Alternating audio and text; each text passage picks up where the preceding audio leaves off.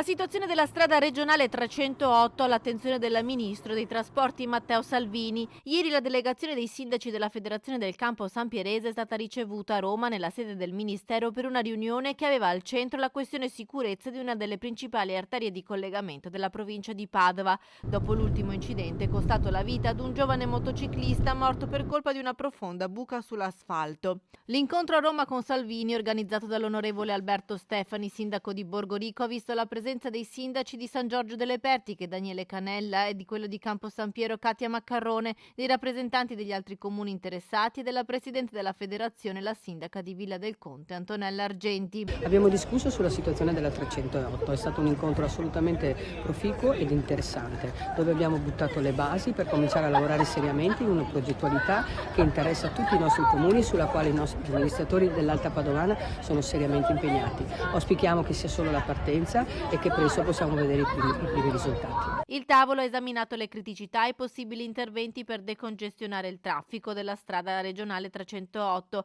anche attraverso l'estensione delle attuali due corsie, un intervento che dovrà svolgersi in collaborazione con la Regione Veneto e in prospettiva della futura apertura del polo ospedaliero di Padova Est.